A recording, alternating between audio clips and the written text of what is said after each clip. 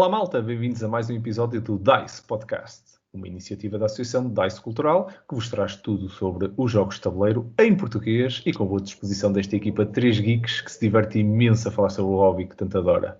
O meu nome é Marco Silva e tenho o enorme prazer de estar a gravar mais um episódio com os meus bons amigos Miguel Lourenço. Olá Miguel. Olá Marco. Olá pessoal. Viva. E Bruno Maciel. Viva Bruno. Olá Marco. Olá pessoal. Viva, viva. Malta, o tema de hoje que vos trazemos para falar, normalmente até costuma colocar os cabelos da nuca de alguns jogadores em pé, e é batotas nos jogos de tabuleiro. Tan, tan, tan. Vamos lá. Para os nossos ouvintes que possam não estar muito dentro do hobby e pensar, isto é simples, eles vão fazer um episódio muito curto a falar sobre o que é claramente uma coisa que não se deve fazer. Vou já saltar para a rúbrica. Calmem os vossos ânimos, acalmem. Isto da batota ainda tem muito que se lhe diga. Hoje então vamos levantar um pouco o véu sobre o que é a batota nos jogos de tabuleiro, que tipos de batotas existem e quais até são boas ou más, e que até como é que esta equipa vê isso e quais é que realmente põem também os cabelos da nuca também em pé para esta malta. Miguel, começamos se calhar por ti. O que é batota para ti e como é que encaras esse fenómeno nas tuas partidas? Ora bem, eu antes de dizer o que é batota para mim, eu vou dizer o que é batota para o dicionário da língua portuguesa. Que define como sendo trapaça no jogo. E como definição de trapaça, temos então uma ação desonesta para enganar alguém. Claro que toda a gente já sabia isto. A informação útil, não, mas já passaram 30 segundos. Portanto, aprendi o que é trapaça. Está ótimo. Aprendi o que é trapaça. Lá está. É informação útil, foi o momento cultural do podcast. Obrigado. Eu no próximo não sei se vou fazer outro. Pronto. Então, o que para mim é batota em jogos de tabuleiro? É assim, há o clássico das batotas que eu ia buscar ou ia buscar uma moeda, mas vou ali buscar duas e ninguém dá por nada e tal, não sei o quê.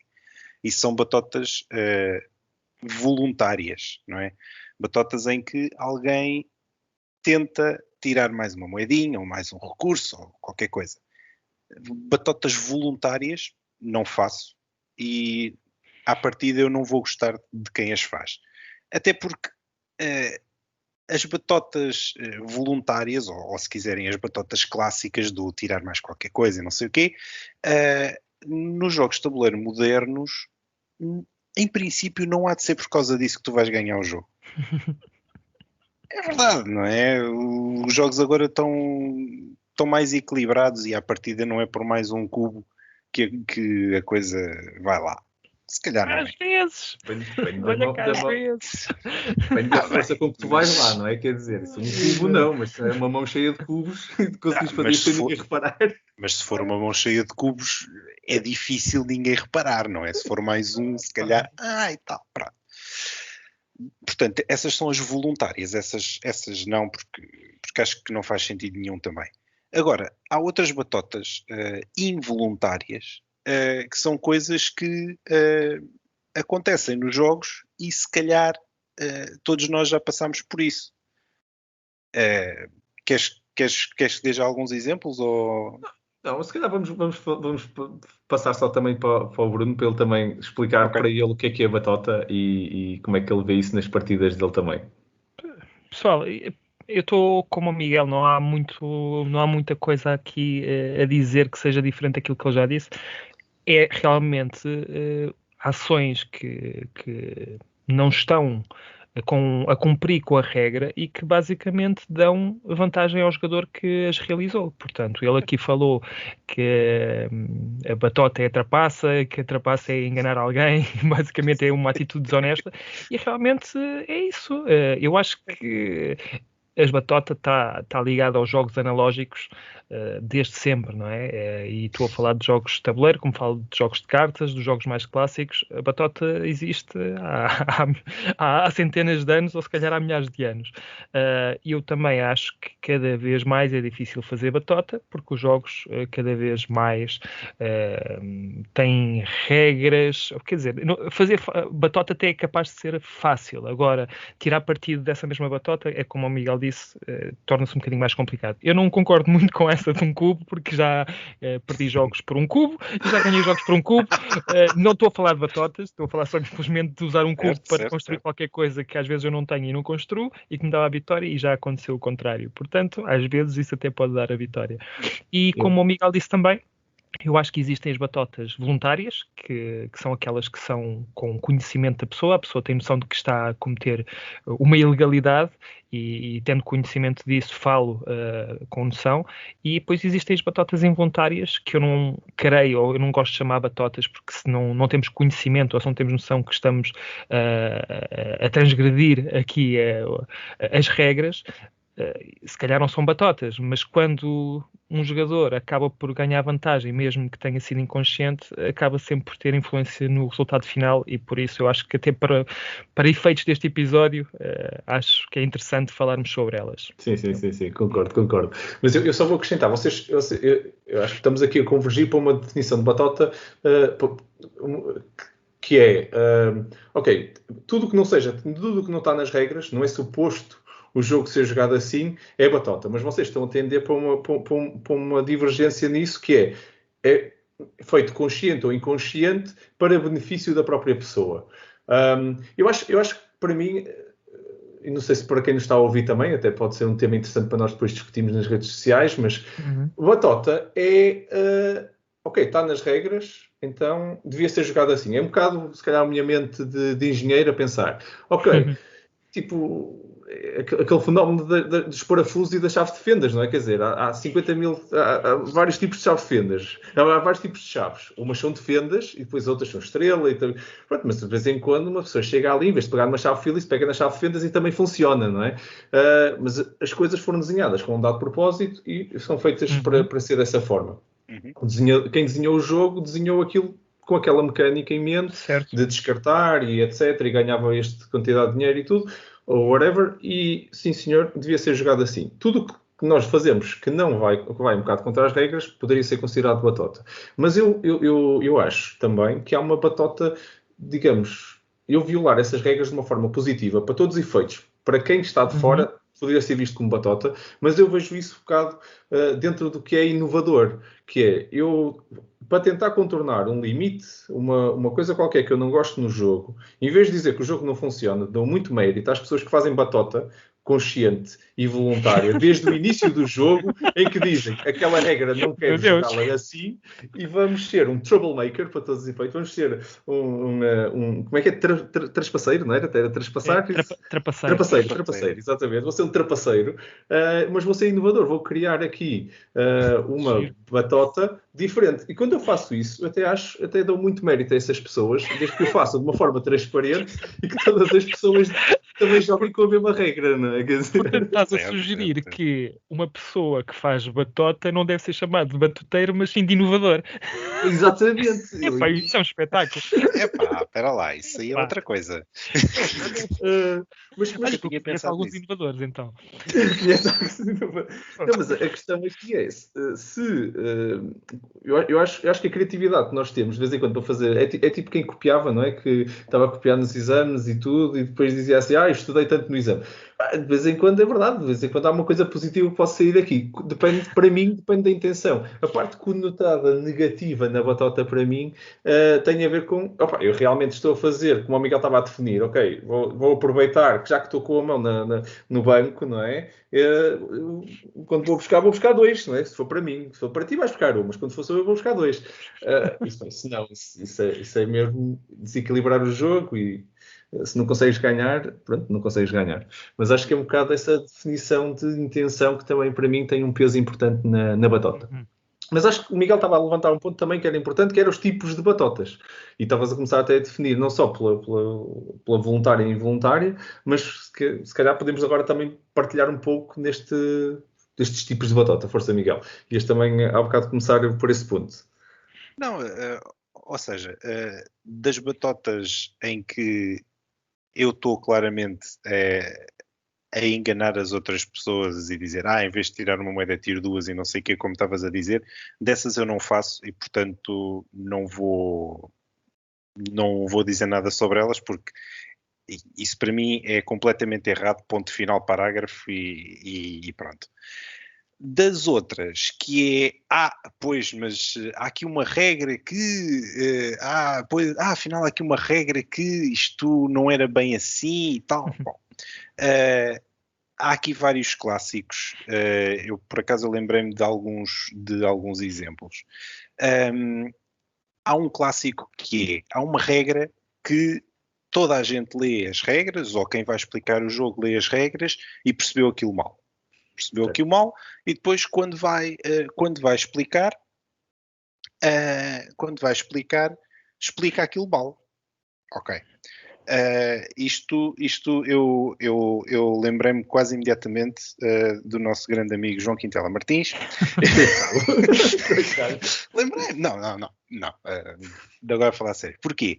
Porque eu lembro-me de um ou dois jogos com ele em que ele chegou, ele explicou o jogo, mas houve uma regra que ele não se lembrava, ou tinha percebido mal, ou não sei. E nós jogámos o jogo todo assim, como ele explicou. Ok, pronto. E fatalmente, nessa uma ou duas vezes, nós acabámos o jogo, tudo bem, na boa, saímos e tal, e depois é que recebemos uma mensagem dele a dizer: pessoal, jogámos isto mal, não era isto.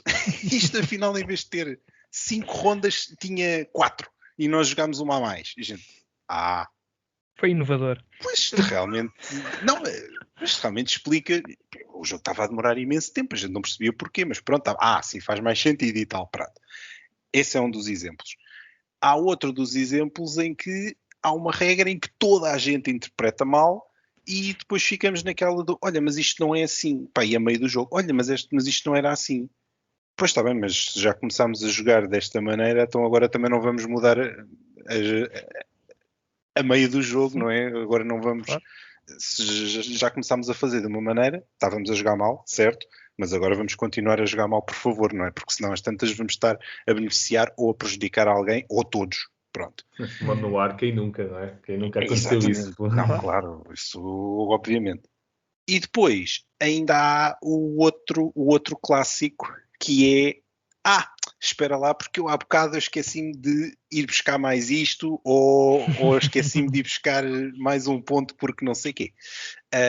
Já me aconteceu, e quando isso me acontece a mim, no meu caso, é puro esquecimento. Porque às vezes tenho uma carta com uma habilidade especial ou qualquer coisa e que eu me esqueci da habilidade da carta e que tinha que ativar a carta ou qualquer coisa e passou-me.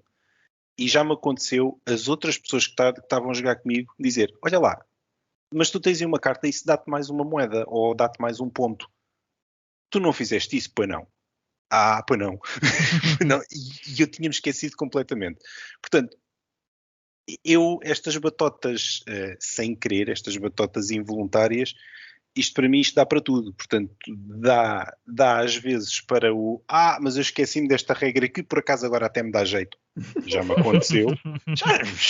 Acho que a toda a gente.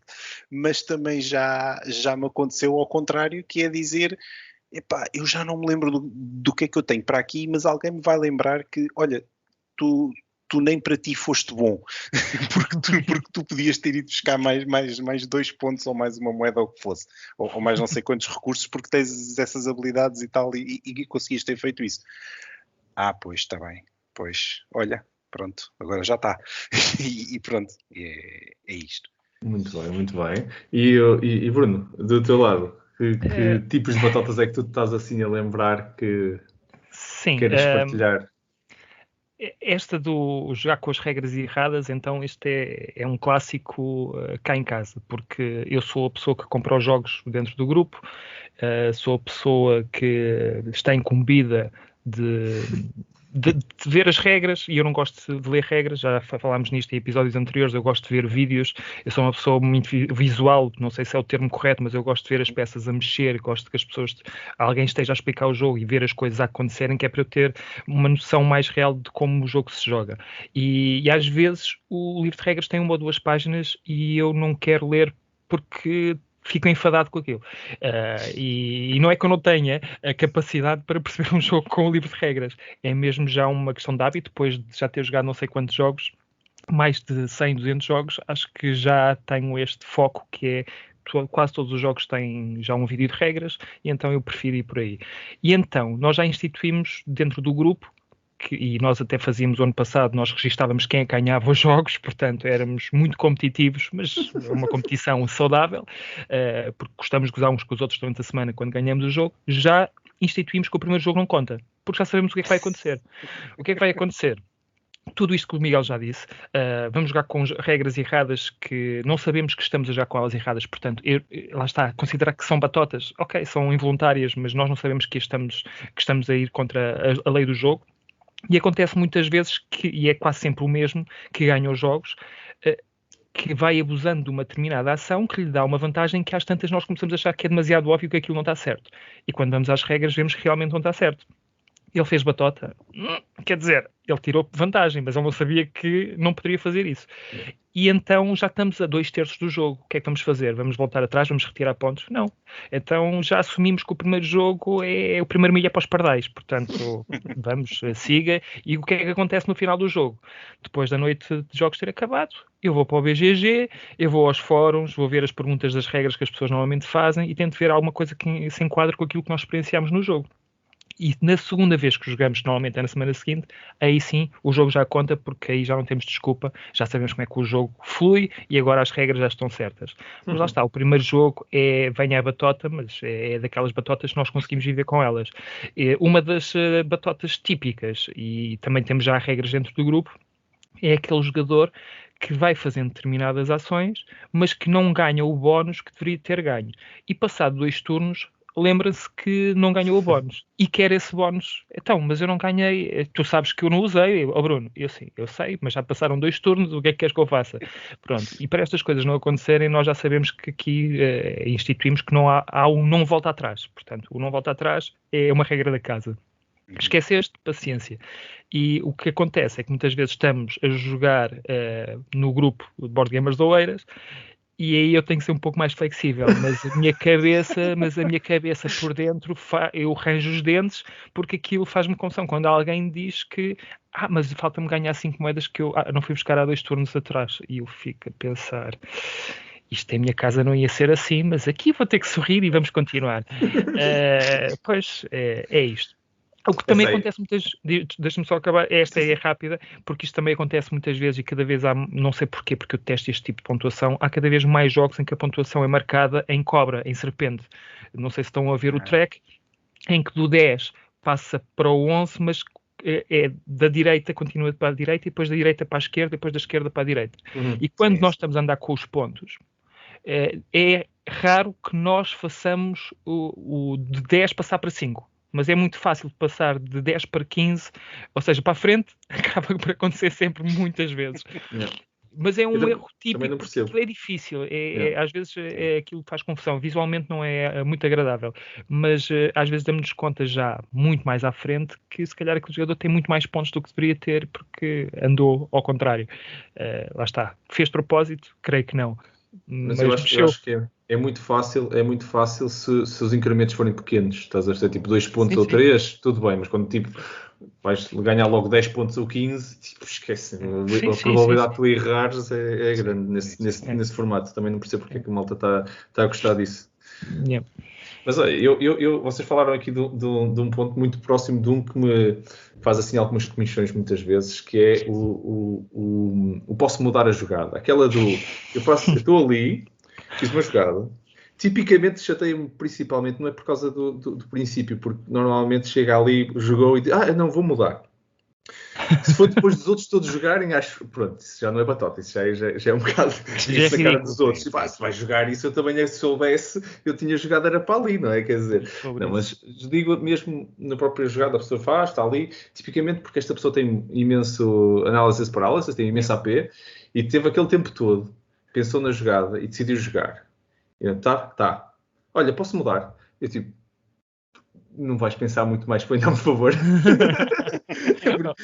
Depois de tanta coisa, chegar a coisa, executar algo, depois, isso custa-me. Mas eu acho que isso aqui, e há aqui umas partes subtis deste tipo de batota, é que muitas vezes estas pessoas, se calhar, não estão muito seguras, não é?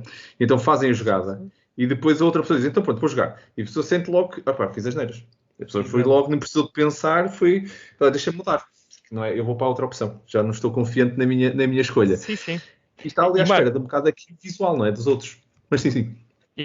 Já só para também dar aqui, acrescentar aqui um ponto a este tema que nós estamos a falar. Não sei se acontece convosco. Sobretudo no turno final, acontece muitas vezes eu poder estar a ganhar e o jogador que está a batalhar comigo, que é o meu adversário direto, está a fazer o seu último turno e eu ainda vou jogar e eu estou a pensar, não faças isto. E ele não faz aquilo. E eu fico a ter respiro de alívio. E depois dele jogar, eu digo assim, aí foste mesmo burro, tu podias ter feito isto, sabes disto, não sabes? Então espera lá, eu vou fazer. Epá, olha, eu fiquei assim a pensar, mais valia estar calado, mas como é que esta pessoa tem lá de dizer o que disse já depois de ter jogado e depois de eu ter-lhe dito que podia ter feito isto? Toma lá a jogada. Eu não sei se acontece convosco, mas aqui acontece muitas vezes. Nós às vezes chateamos por causa disso, obviamente que é meio a brincar, mas irrita-me um bocadinho. Sim, eu percebo. E é isso que eu estou a dizer. Eu acho que esse tipo é um tipo de batota. Para mim já cai na batota, porque, ok, a pessoa pode não ter muita experiência e um gajo dá sempre o desconto e tudo. Mas quando eu jogo uma jogada, se eu soubesse, se eu tiver a jogar colaborativamente, depois isso também é outro ponto, que é, isto é muito giro, estamos a falar só de jogos competitivos, mas vocês não imaginam, eu não sou um gajo dos jogos colaborativos mais... os meus colegas tiveram que me dar uns jogos colaborativos para entrar nos jogos colaborativos, porque eu não tinha nenhum. Agora já tenho alguns, mas lembro-me desse, foi uma festa de aniversário em que as pessoas deram-me o jogo. Marco, é colaborativo! Um abraço aí para a malta, para o Telmo e para o resto da malta que fez isso. Pronto, não estou aqui. Eu gosto também de jogar muito com eles, mas foi o momento onde eu tomei consciência que se calhar devia ter sido mais colaborativo. E menos competitivo nas coisas, se calhar. Mas o momento em que estamos a jogar um jogo colaborativo e que alguém diz assim, pronto, mas imagina que jogaste isso. Não imagina, nós perdemos. Imagina que joguei aquilo, porque perdemos. Se está a jogar, está perdido. Agora temos que jogar outro, senão assim ganhamos sempre, não precisamos. Claro. E esses momentos aí custam tanto. E acho que são os momentos onde há mais facilmente essa permeabilidade, no fundo, para dizer, não, mas faz de conta que nós estávamos ali. Não, nós fomos para o lado esquerdo. Se fomos para o lado direito e safáfomos, mas pronto, fomos para a esquerda, morremos. Perdemos o jogo, acabou. E nem sentes a vitória se ganhares dessa forma. Eu pelo menos não sinto. E depois temos também os outros momentos que eu acho engraçados, que eu já estava um bocado a tocar no ponto, que é os house rules, que é as regras da casa, em que nós alteramos o jogo. Eu tenho alguns jogos onde se não fosse isso, eu não jogava o jogo. Eu já mudei alguns jogos e aqui em casa jogamos assim. Mas sei perfeitamente que isso depois também é uma doença, que é um vírusito que pode se espalhar facilmente, não é? Que é... Estou-me a lembrar das discussões todas que houve à volta do Uno, não é? E de como é que se joga o Uno. Acho que já ninguém sabia jogar Uno. Aquilo foi espalhando e cada qual jogava à sua maneira. E como é que se joga o Uno? Eu tens batuteiro. Não sou nada, eu sempre joguei assim. E agora, como é que eu faço? Pois. Eu sempre joguei assim. Eu acho que se torna um vírus. E depois há esta percepção de que eu tenho total consciência que jogar Ticket to Ride, a versão, agora está-me a falhar o nome, que é o Rails and Cells, com qualquer outra pessoa que não seja aqui da casa, que jogue normalmente comigo, vai achar muito estranho eu descartar cartas. Porquê? Porque aquele jogo, se não der para descartar cartas, eu não jogo. Eu apanhei uma seca de já não conseguia segurar nas cartas na mão, só para vocês entenderem, não é? Quer dizer, e toda a gente a olhar para mim e a pensar, tu deves ter tudo o que eu preciso, vocês todos têm tudo o que eu preciso, e agora descartem tudo, mas não dá para descartar. Então depois criei a regra, depois dessa experiência, não disse nunca mais jogava um jogo assim, e como esse existem outros. E eu acho que somos batuteiros. Para qualquer pessoa que nos veja a jogar, tipo, descartar cartas no Ticket to Ride, isso nem sequer existe nas regras. Pois é, mas nós descartamos, porque senão não consigo jogar o jogo. E eu acho que é essa noção de pronto, nós fazemos isto, quem nos vir de fora e não está habituado a jogar isto tem que ser onboarded, não é? Tem que trazer a bordo desta regra, dizer, olha, pensa nisto, sei que já jogas há muito tempo Ticket to Ride, mas lembra-te disto. Mas depois facilmente, se adicionarmos 4 ou 5 regras, depois temos um Uno ou um Monopólio que já não sei quantos anos depois já ninguém sabe jogar aquilo com as regras originais. Por causa da qual jogava à sua moda. Mas diga-me uma coisa, só para nós também concluirmos, quando é que vocês veem as coisas boas ou quando é que isto se torna muito grave ou quando é que isto se torna mesmo, ok, bora lá fazer batota porque isto é fixe. Não sei, Bruno, queres começar tu? Posso. Eu, batota, nunca. A menos que seja um jogo que promova a batota, mas isso, Exato. lá está, será batota quando o jogo promove isso, como como é que era? Cheating Moth, jogo que o Miguel falou, sim. No outro episódio. Não, eu não gosto nada e explico porquê. Eu acho que isso não vai contra o espírito do jogo, a menos que o jogo promova isso, e pelo menos no meu caso, que gosto de jogos, lá está, euros, que normalmente são mais longos e um pouco mais complexos, não é só 2 horas que eu perco a jogar um jogo, é mais o tempo que eu tenho que ler as regras, preparar a explicação, a própria explicação, ou seja, há um investimento grande da minha parte para poder fazer com que a experiência de jogo aconteça e que aconteça de uma forma fluida e divertida para toda a gente.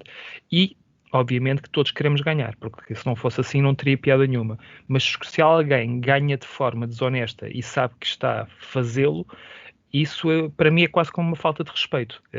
Porque é que eu investi tanto tempo nisto? Porque é que eu andei quase à meia-noite a ver vídeos de autoplays e a tentar ver formas lógicas de explicar o jogo para que seja rápida a explicação, porque eu ainda tento às vezes explicar a mim próprio para ver se a coisa faz sentido. E depois chegamos ali e temos um caramelo que eu percebo que está a fazer batota, eu aviso que está a acontecer aí qualquer coisa de uma forma sutil e mesmo assim continua a fazer, mais tarde continua a fazer batotas e depois ganha o jogo e depois eu digo que é quando é ali fazer durante 2 ou 3 horas quando sei que aquela pessoa fez o que fez. Isso tira-me logo o divertimento do jogo.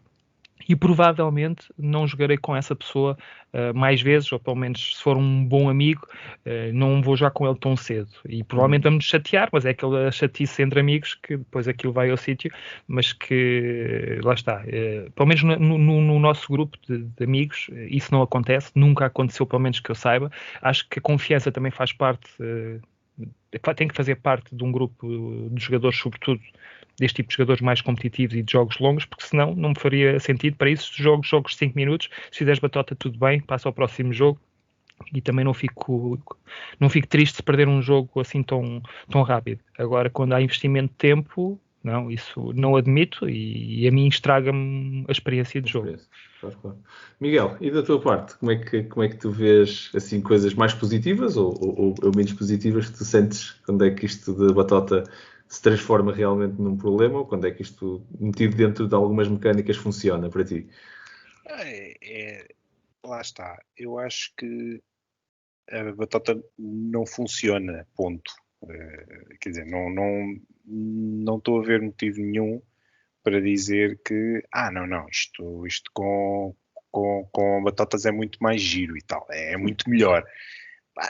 Não é essa a minha forma de jogar. A minha forma de jogar é precisamente ok, se o jogo tem regras, vamos seguir as regras do jogo porque já alguém pensou nisto e já alguém investiu meses e anos, se calhar, para fazer estas regras assim, desta forma. E não de outra, não é? Porque, pronto, tirando o jogo que eu falei no episódio anterior, em que há literalmente, a única forma que tu tens de ganhar o jogo é fazer batota e há cartas a voar para cima, para debaixo da mesa e para a outra ponta da sala e mais não sei o quê. foi um jogo que eu joguei uma vez e eu disse, ok, eu não vou voltar a jogar isto. Não. Podem... Não.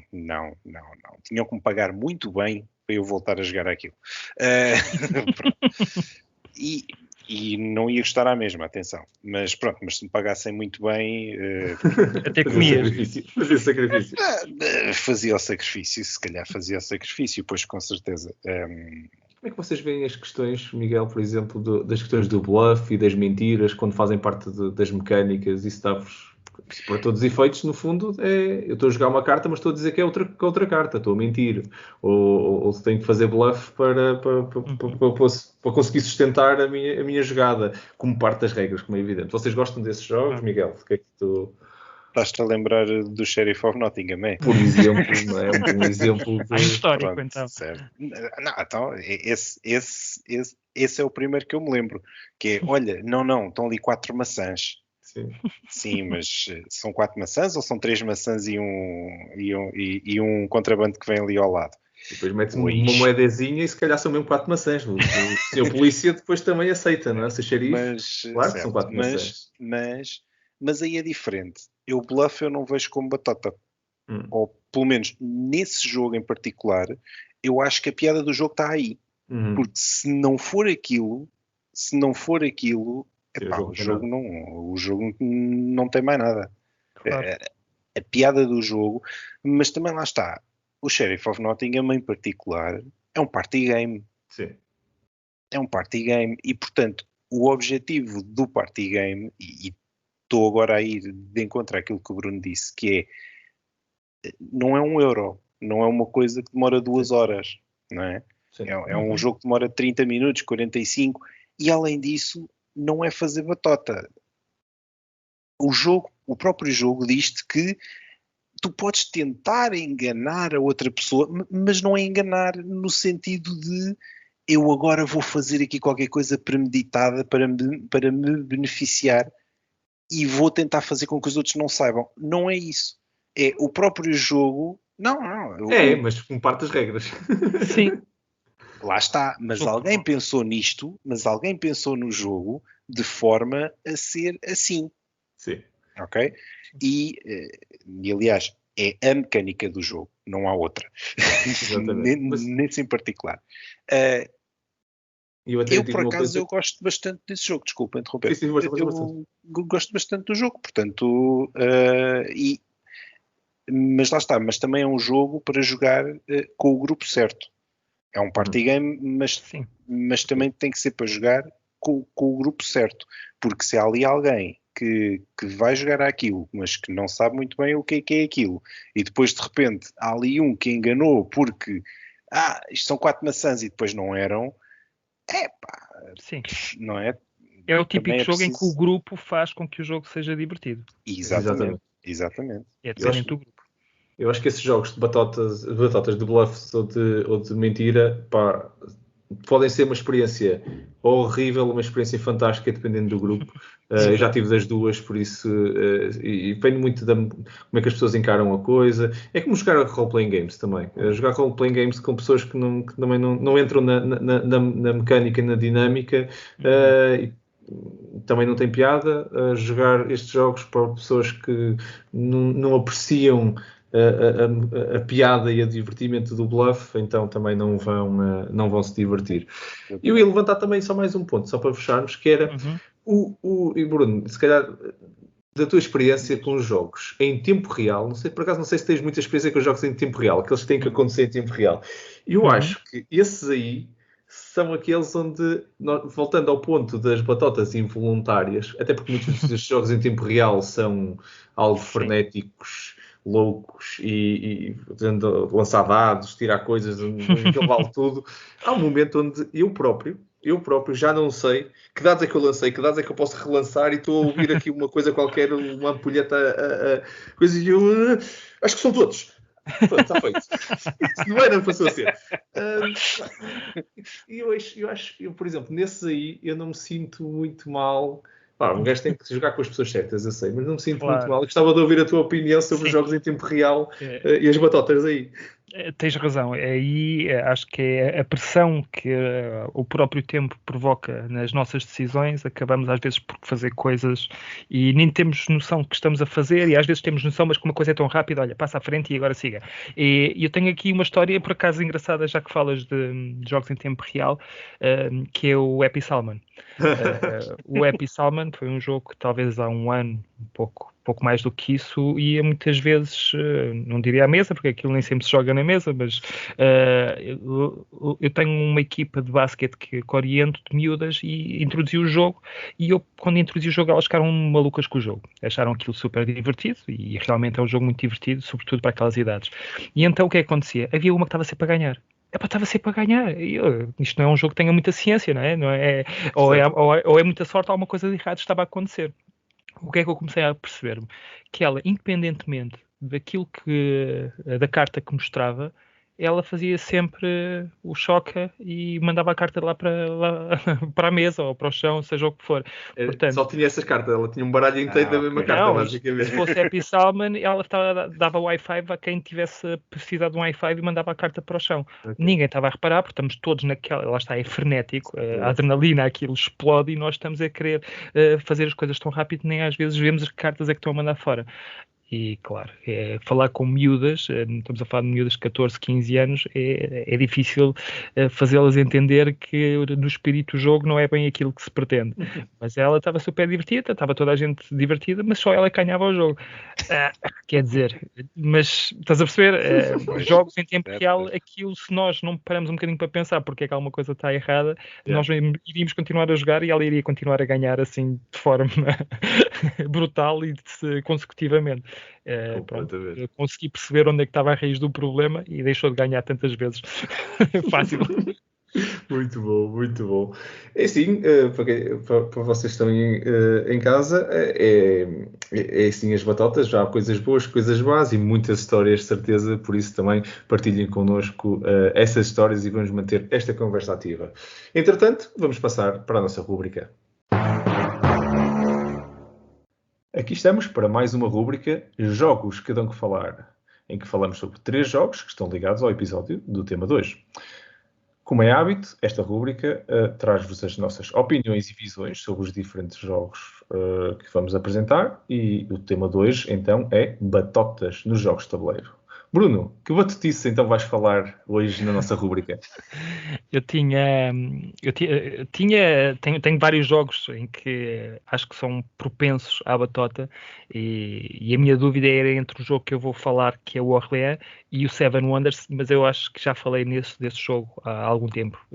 Portanto, não vou falar do Seven Wonders, mas ficam já aqui a pairar no ar. É dos jogos mais fácil de fazer batota, porque precisamos de recursos uns dos outros e muitas vezes a carta vai ser jogada na mesma e nós não sabemos como é que ela vai lá parar.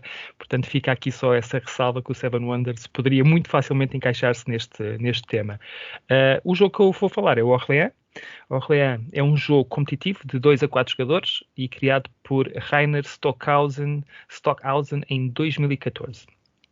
É um jogo muito original porque tem a mecânica de alocação de trabalhadores, até aí nada de inovador, mas consegue combinar esta mecânica com o bag building, para mim que é a parte mais gira do jogo e que não sei se foi este jogo, mas pelo menos foi este jogo que popularizou, não sei se foi o jogo que iniciou esta onda de jogos com sacos, em que nós tiramos peças de sacos, mas pelo menos foi dos jogos, que isso tenho a certeza, que mais popularizou essa mecânica.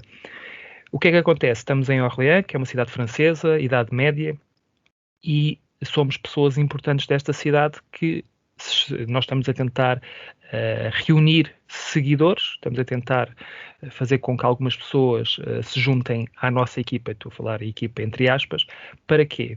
Para conseguir desenvolver ao máximo a cidade de Orléans, seja de forma económica, seja na proteção da cidade, seja através da atividade mercantil, fazendo comércio com algumas cidades que estejam perto de Orléans.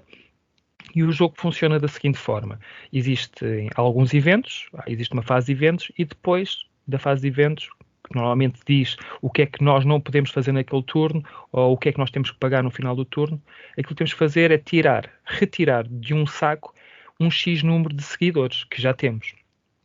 Acho que normalmente começamos a tirar 4 ou 5 seguidores, todos eles têm cores diferentes e as cores são respeitantes a algumas atividades. Por exemplo, o vermelho são os soldados, os azuis são os navegadores e os brancos são os agricultores e por aí fora. Nós temos um player board e o player board é onde nós vamos fazer a alocação de trabalhadores. O player board tem vários locais e o player board é igual para toda a gente, todos temos um player board igual, e dos seguidores meeples que nós tiramos do saco, vamos colocá-los no player board e só vamos ativar as ações daqueles locais quando enchemos o local. Portanto, se um local precisar de 3 trabalhadores de determinadas cores, se esses trabalhadores lá estiverem, nós no final do turno vamos poder ativar essa ação. Esses trabalhadores vão para o saco e normalmente quando ativamos uma ação subimos num track que nos vai dando bónus e pontos e dinheiro, etc. Mas também nos faz ir buscar mais seguidores dessa cor. Portanto, se eu, por exemplo, quiser um trabalhador vermelho, mais um trabalhador vermelho, eu tenho que ir a um local que me diz que eu posso ir buscar um trabalhador vermelho se ativar aquela ação. E essa ação não só me vai dar um seguidor vermelho que vai para o saco e que no futuro poderei retirá-lo, e que poderá ser usado para outras ações, mas também me vai fazer tirar mais seguidores do saco. Por exemplo, o vermelho, a ação vermelha é para eu conseguir tirar mais trabalhadores do saco. O jogo funciona muito nesta mecânica. Eu sempre quero fazer uma ação, tiro bonecos do saco, ponho os bonecos, os seguidores no player board e depois executo as ações. Isto dá aso a batota porque e normalmente estamos concentrados naquilo que estamos a fazer, eu estou a tirar 5, mas não posso ver que bonecos é que eu estou a tirar. E muitas vezes, por exemplo, o meu jogo está já com meeples. O jogo original vem com discos, mas de cartão. É mais fácil, às vezes, percebermos aquilo que estamos a tirar se nós mexermos um pouco no meeple. Porquê? Por causa dos stickers. Às vezes pode haver uma marca ou outra que eu consiga perceber, olha, este é o branco, seja lá como for. Mas quantos é que nós tiramos do saco? Eu só posso tirar 4. Eu tiro 4. Mas eu não sei se o jogador da esquerda está a fazer isso. Ele vai dizer que aquele já estava lá do turno anterior, pode dizer isto. Eu obviamente vou confiar. Nós não estamos aqui sempre a controlar o que os adversários estão a fazer, mas é muito fácil fazer batota neste jogo. Depois existe também um tabuleiro central, e esse é comum a todos os jogadores, que tem os tracks do vermelho, do azul, do castanho, do cinzento, e também tem um mapa, não é de França, mas é de uma região de França onde se insere Orléans, com um marcador. Existe uma das ações que nós podemos fazer no player board, que é a ação do marcador, que pode ser por rio, pode ser por terra, dependendo da ação que eu vou ativar, e vamos mexer o nosso marcador para um espaço adjacente. O recurso que estiver entre as duas cidades, nós podemos retirar e ele vai dar pontos, esse recurso vai dar pontos no final do jogo. Para além disso, existe outro board central mais pequenino, que são quase como milestones, como feitos da cidade. E aí trabalhamos em conjunto. Aí é uma parte cooperativa do jogo. Por exemplo, trabalhar para a canalização de Orléans, em que eu tenho que gastar um boneco branco. Só que aí é diferente, porque aí eu, quando gasto o seguidor, ele já não volta para o saco. Fico sem ele até o final do jogo. Mas ao colocar lá, eu vou ganhar um bónus qualquer. E aqui também tem uma parte tática. Se existem 4 espaços para fazer a canalização, estou a inventar, eu até posso ter posto 3. Mas o jogador que põe o último é quem vai ganhar o bónus de ficar com o representante daquele milestone. Os representantes, depois no final do jogo, vão ser multiplicados pelos postos comerciais que nós, entretanto, já fizemos, já estabelecemos no mapa, e isso também vai dar pontos. É um jogo com alguma complexidade, mas é uma complexidade que facilmente nós conseguimos aligeirar, porque não é assim tão complicado, tem várias regras, mas é um jogo muito, muito interessante, sobretudo por estar a misturar duas mecânicas que há uns tempos não seria possível, ou pelo menos ninguém fez, lá está, alguém foi inovador, mas não um batuteiro, e conseguiu juntar estas duas mecânicas e fez com que isto funcionasse muito bem. É um jogo que entre turnos é muito rápido, acaba por ser um jogo que demora 1h30, que é um jogo, é average, é o habitual num jogo Euro, mas que não se sente que passaram 1h30 quando jogamos aquele jogo. É um jogo bastante rápido entre turnos. Nós fazemos as coisas em simultâneo, tiramos do saco ao mesmo tempo, colocamos os trabalhadores, os seguidores no player board todos ao mesmo tempo e só depois é que à vez vamos executando as ações. Portanto, não há aqui muita espera entre aquilo que eu vou fazer e o que o meu adversário vai fazer. Eu não tenho que estar à espera do meu adversário da direita para depois fazer as minhas ações, tirando essa fase. Ganhou alguns prémios, não se calhar os mais importantes. Foi nomeado para o Spiel des Jahres, o Kenner Spiel des Jahres, já falámos também disso, teve nessa nomeação no ano em que foi publicado. É um dos meus jogos preferidos. É um jogo feio, é daqueles jogos que nós olhamos para o tabuleiro e dizemos, ok, vamos jogar isto. Tudo bem, eu adoro este tipo de jogos, mas para quem não gosta deste tipo de jogos não é algo que vai entusiasmar, mas em termos de mecânica é um jogo muito interessante e que eu aconselho vivamente. Portanto, fica aqui a dica. É um jogo que é fácil de fazer batota, mas não o façam. Mas é um jogo muito divertido e muito desafiante. Aurélien. Muito obrigado, Bruno. Miguel, qual é a história de batotice que vais partilhar então hoje na nossa rubrica? Vá lá. Não, o jogo que eu trouxe para a rubrica é o Magic Maze. Vou só falar um bocadinho do tema do Magic Maze e depois já entro nas mecânicas. Então, isto tematicamente são 4 personagens. É um mago, um elfo, um anão e um guerreiro. Portanto, aquelas personagens típicas das aventuras, etc. Que entram no centro comercial à procura de armas para se equiparem para a sua próxima aventura.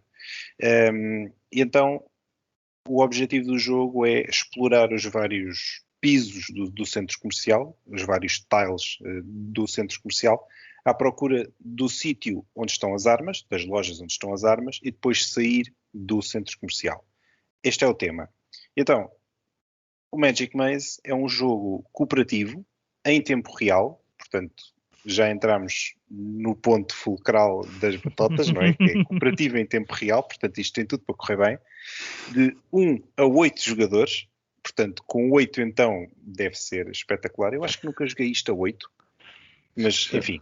Já jogamos nos eventos, já para aí a 5 ou assim uma coisa, 6, mas acho que nunca também jogamos a 8, é verdade. Acho que a 8 acho que nunca jogámos. Enfim, 15 minutos, é rapidíssimo, em que os jogadores movem as figuras, portanto, são os peõezinhos, são 4 peões, um para o mago, um para o elfo, um para o anão e um para o guerreiro, cada peão tem a sua cor diferente, então o objetivo é mover as figuras, descobrir tiles, etc., à procura das armas e depois levar os personagens, os peões, até à saída do centro comercial. O que é interessante aqui? É a mecânica do jogo, em que cada jogador tem à sua frente um pequeno cartão, e esse cartão tem setas ou ações. E só essas ações é que cada jogador pode fazer. Só essas. Por exemplo, se eu tiver à minha frente um cartão que tem uma seta para a direita, eu só posso mover as figuras para a direita. Não posso fazer mais nada. Não posso mover para a esquerda, isso é com outro jogador. Não posso mover nem para cima nem para baixo, isso é com outro jogador. Não posso fazer mais nada. Existem outras ações para explorar novos tiles, tem uma lupa, existe uma ação para subir e descer escadas rolantes, existe uma ação para teleporte, e portanto, aqui já temos um ponto em que pode haver ali um bocadinho de batota, porque há aqui 2 pormenores interessantes. O primeiro é que em tempo real existe uma ampulheta que tem 3 minutos de tempo. Se a ampulheta chegar ao fim, se a areia da ampulheta chegar ao fim, perdemos. Acabou. Portanto, só temos 3 minutos. Existe também alguns tiles no tabuleiro que têm o símbolo da ampulheta que se algum dos peões calhar parar em cima da ampulheta no jogo, nós conseguimos virar a ampulheta ao contrário e, portanto, temos mais algum tempo. Ok? Portanto, daí os 15 minutos, porque isto vai andando, e depois quando vês que a ampulheta está quase a terminar, depois chegas ali e moves o boneco e viras a ampulheta ao contrário e depois tens mais 2 minutos e 50 mais ou menos. Pronto. portanto, aqui já está um bocadinho batota, não é? Que eu tenho um tile que diz, tu só moves bonecos para a direita, certo? Mas eu estou a ver que o tempo está a acabar. E agora? E ninguém se mexe.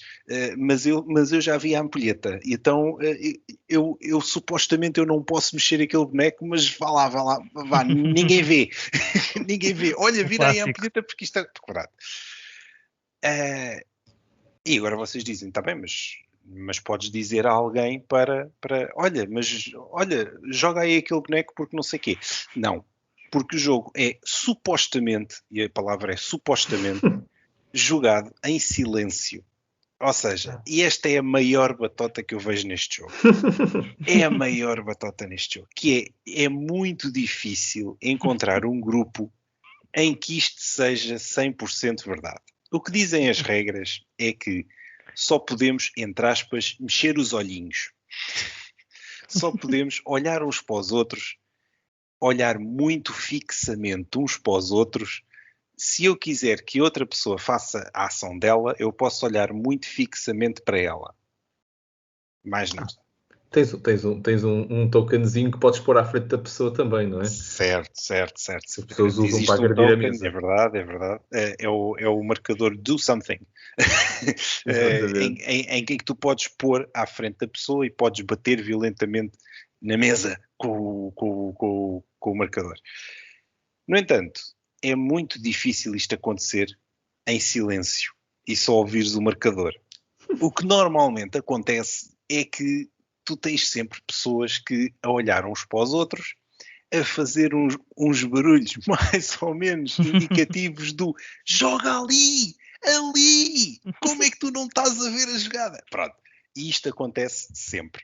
E, portanto, é muito difícil as pessoas jogarem isto bem, ou como era suposto. Precisamente porquê? Porque é um jogo cooperativo, portanto, não há interesse em tu falhares para eu a seguir ir lá aproveitar porque tu não fizeste.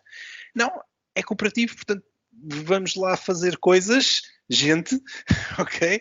E depois em tempo real. Portanto, há aquela pressão real da ampulheta porque, enfim, porque temos aquele tempo. Ponto. Acabou.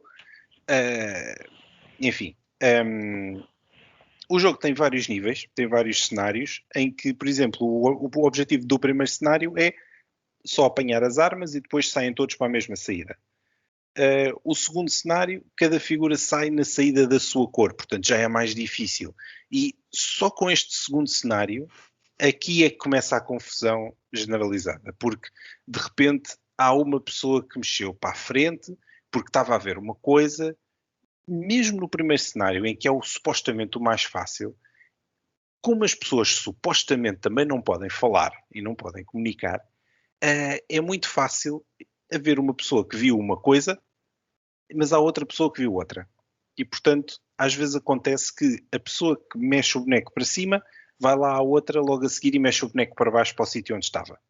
E depois a outra mexe o boneco para cima e a outra mexe novamente o boneco para baixo para o sítio onde estava.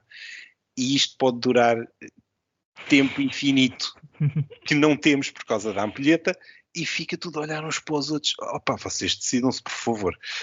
Pronto, mas isto sem falar. É ótimo. É muito giro. É altamente estressante também. E, portanto, estão à espera de um jogo para descansar. Não é esse. Para jogar em família. Para jogar em família dá. Mas se estiverem à espera de um jogo daqueles de isto é 15 minutos, é no instante e tal, saímos daqui todos muito mais relaxadinhos, escolham outro, não é este. Este é altamente estressante, é o Magic Maze. Magic Maze. Muito obrigado, Miguel.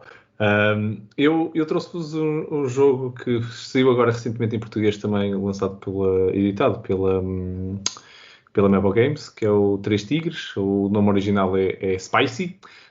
É um jogo de cartas, que é muito bom, até na ótica do episódio de jogos para levar para a praia e para levar nas férias e tudo. Então é um jogo que cabe muito bem numa mala, só tem 100 e poucas cartas e é uma caixinha pequenina. É de 2 a 6 jogadores. As cartas que tem são basicamente cartas de tipos de picante, numa escala de 1 a 10. Temos pimenta, temos wasabi e temos chili, numeradas de 1 a 10. São vários 10, tem vários 1s, pronto, e as cartas todas são isto, são quase como se fossem 3 naipes. A história do jogo é muito engraçada, porque são os 3 tigres que se cansaram de andar à pancada uns com os outros para ver quem é que era maior lá da quinta, e então decidiram fazer uma competição. Então vamos começar a competir e vamos comer picante. E vamos fazer uma competição a comer picante. Em vez de andarmos à porrada, vamos ver quem é que consegue comer mais picante. Problema, todos eles começaram a fazer batota e isto tornou-se um jogo de bluff. Sobre comer picante. Eu vou comer, mas não comi, e depois ando para aqui a dizer que comi, mas afinal não comi. Pronto, isto é que é o jogo. O jogo é um jogo à base de bluff. É um jogo em que cada jogador começa com 6 cartas. As cartas que tem na mão são estes tipos de picantes, com números, basicamente. É um tipo de picante e um número. E tem várias cartas, que pode ser qualquer carta na mão. Está um baralho com as restantes cartas no centro da mesa. Foi colocada uma carta, dependendo do número de jogadores, a uma altura do baralho, só para decidir onde é que o jogo acaba.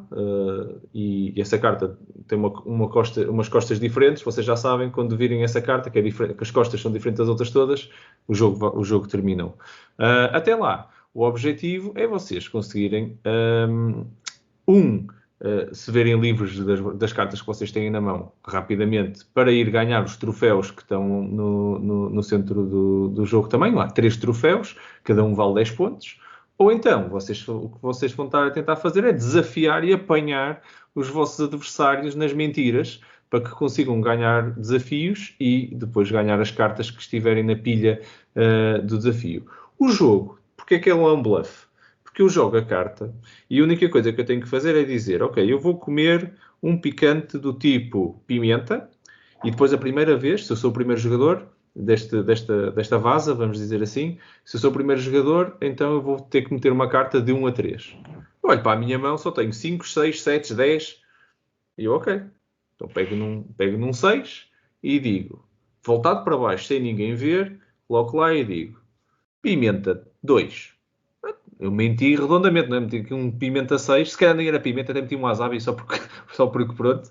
E meti lá aquilo e pronto. E vocês agora, os meus adversários, não podem ver o que eu joguei, ou acreditam em mim ou decidem desafiar. Se decidirem desafiar, na primeira carta não vale muito a pena, já agora fica uma dica de expert tip para vocês jogarem. Vocês ganharem só esta vaza só vai valer 1 ponto neste momento.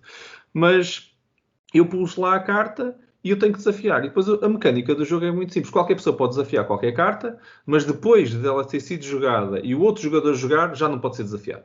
Só podemos sempre desafiar a última carta que foi jogada e nunca mais pode ser vista. Por isso ninguém vai saber se eu estive a mentir ou se estava a fazer a verdade. Nem mesmo quando as cartas forem recolhidas, a pessoa pode ir ver quem é que andou para ali a mentir e quem é que andou a dizer a verdade. Guarda-se as cartas e só se conta no final do jogo.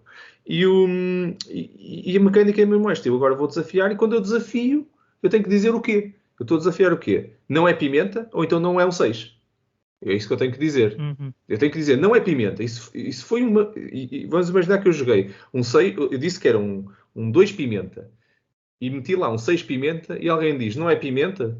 Então pronto, ele chega lá e afinal é pimenta. Ele vai ver que eu estava a mentir, que não eram 2, eram 6. Mas não ganha, perde este desafio. O que vai fazer é que, como ele perdeu, eu ganhei. Já agora, isto é assim um bocado lá porque ele me desafiou. Se ele perdeu, eu ganhei. Ao ganhar o desafio, fico eu com a vaza toda. E cada carta que eu fui buscar vale 1 ponto no final do jogo. Não vai para a minha mão, fica aqui ao lado, não é? Para contar pontos no final do jogo. E quem perde vai buscar 2 cartas. E depois vai ter essas 2 cartas a mais para se ver livre se quiser ganhar um troféu. E já agora, infelizmente, e não contente com isto, ainda não ganha os pontos e damos pontos a mim. E isto é assim, vamos iterando, metendo cartas, tenho sempre que meter uma carta maior do que a que está lá, por isso, outra vez, quando eu só tenho cartas, já vamos no 5, então tenho que assistir, entre aspas, a pimenta. Não tenho pimenta na mão, ou só tenho pimentas abaixo do valor que está lá, Então, eu vou mentir pelos dentes todos que tenho e é a única maneira que eu tenho de continuar a jogar. Porque senão a alternativa é eu não jogar e ir buscar uma carta. Posso sempre dizer, ok, vou buscar. E passo a minha vez, mas cresci a minha mão, não meti nenhuma carta, e pronto, tenho que andar aqui a desafiar os outros para tentar ganhar vasas, no fundo, ganhar aqueles pilhas de cartas e ganhar mais pontos.